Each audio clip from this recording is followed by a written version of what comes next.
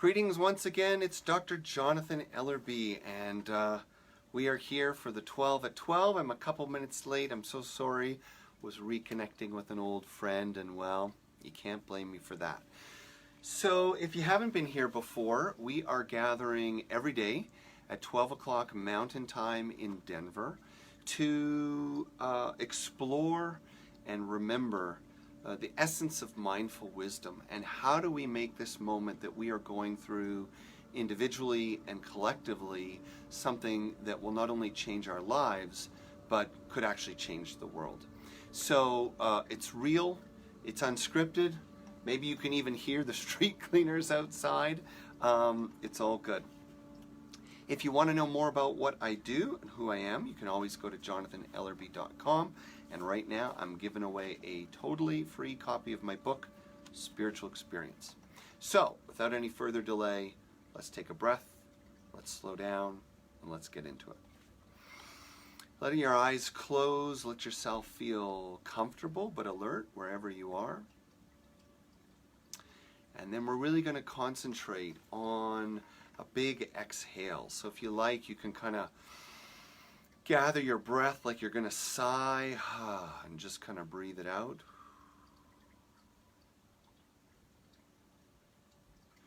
And then another softer, gentler, full breath in. And again, concentrating on the exhale, breathing out as far as you can. Even when you get to the end of your breath, breathing out a little more. Then a natural soft breath in through the nose.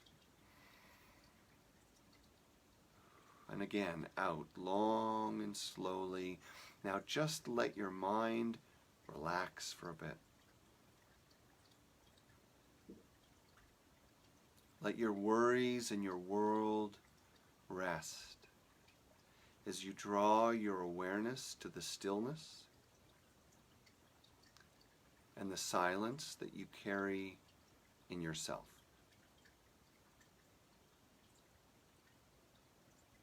And taking a moment, just feeling what that stillness is like, I'd like to share a poem by the great German mystic Rilke. Silent friend of many distances, feel how your breath enlarges all of space. Let your presence ring out like a bell into the night. What feeds upon your face grows mighty from the nourishment thus offered. Move through transformation, out and in. What is the deepest loss you have suffered? If drinking is bitter, change yourself to wine. In this immeasurable darkness, be the power that rounds your senses in their magic ring, the sense of their mysterious encounter. And if the earthly no longer knows your name, whisper to the silent earth, I am flowing. To the flashing waters, say, I am. So I love this poem. I love all these poems, actually. This is from Rilke. This is actually from a collection called The Enlightened Heart, but my favorite Rilke book is called The Book of Hours.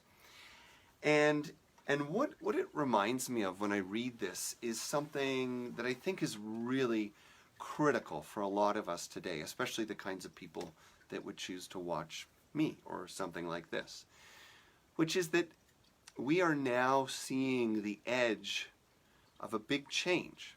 And by that I mean all over the world, stay-at-home orders are adjusting, countries, cities, communities are starting to consider what it means to go back to normal or a modified version of normal.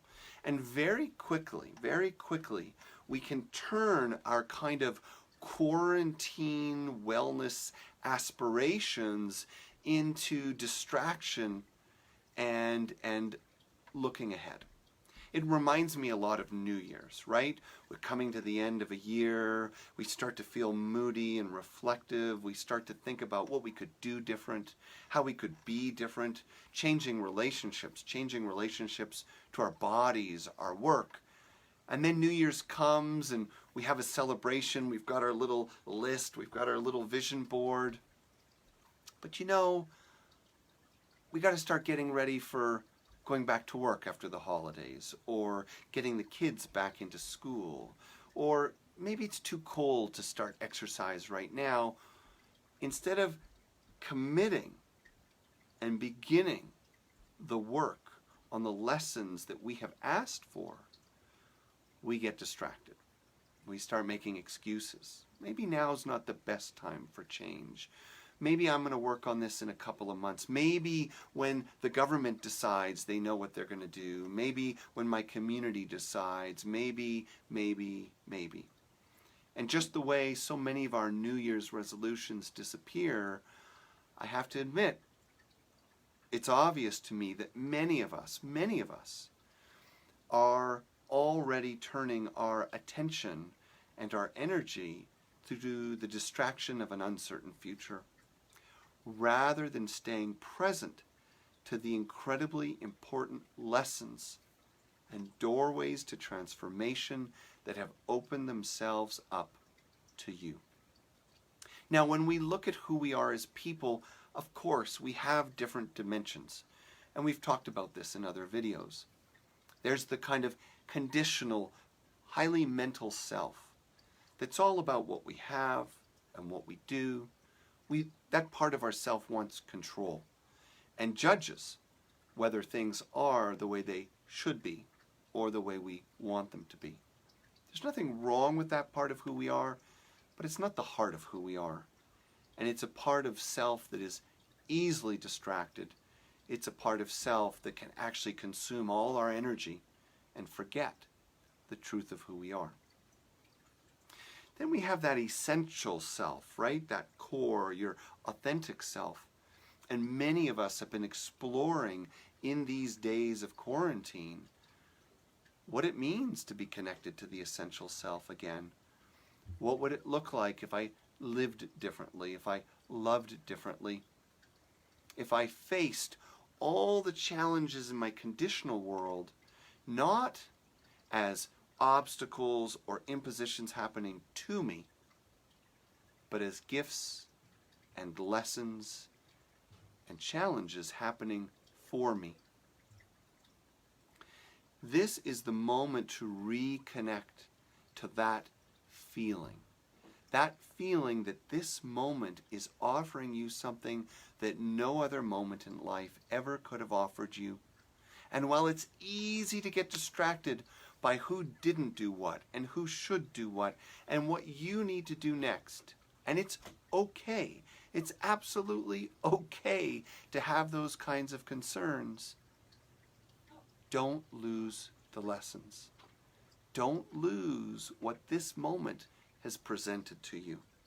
If there is resistance, if there is a desire for control, if there's fear, anxiety, judgment, all those things are beckoning you to find the places in yourself where you still live without trust, without love, without surrender, and without the willingness to make every day an opportunity to grow and learn so that you might express your fullest self in all that you do. But more, what we discover in times of solitude and in times of great perspective like this is that there just might be another force longing to live through us.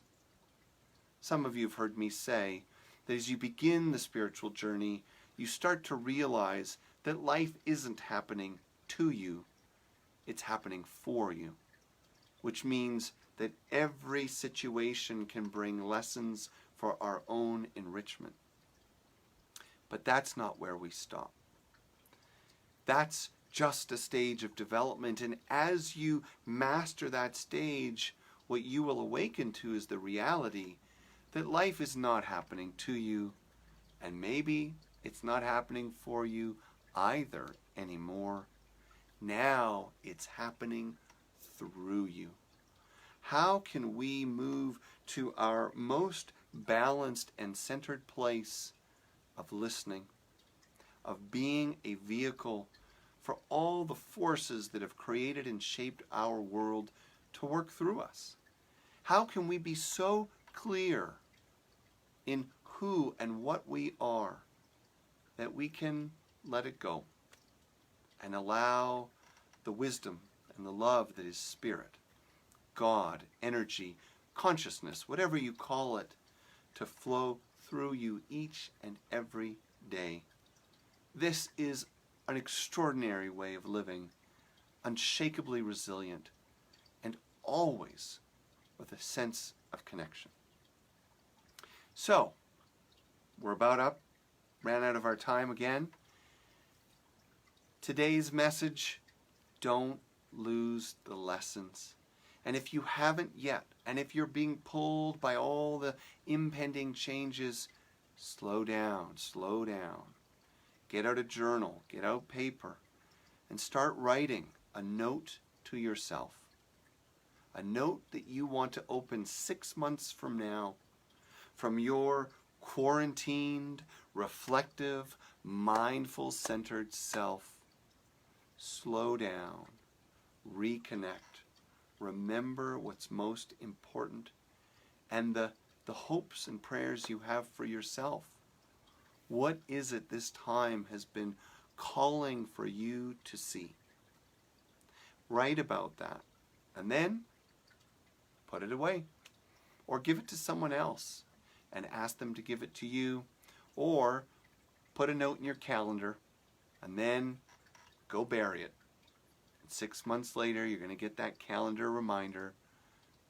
Dig deep, and you'll go in your backyard or to the park or wherever it is, and you'll find this letter from yourself, a reminder that you are going to be different, and you are not going to let these lessons come and go. You will embrace what the universe has presented to you in these strange and difficult times. So thank you for your time. Thank you for your attention. I love you all. Don't forget to check out Althea Center Denver's page, because I do classes with them every week. This week we're doing Sacred Solitude. We have a class tomorrow and a day retreat Thursday. Don't forget to check out my webpage. There's a free book waiting for you to pick up. And I hope I'll see you soon. Lots of love. Bye-bye.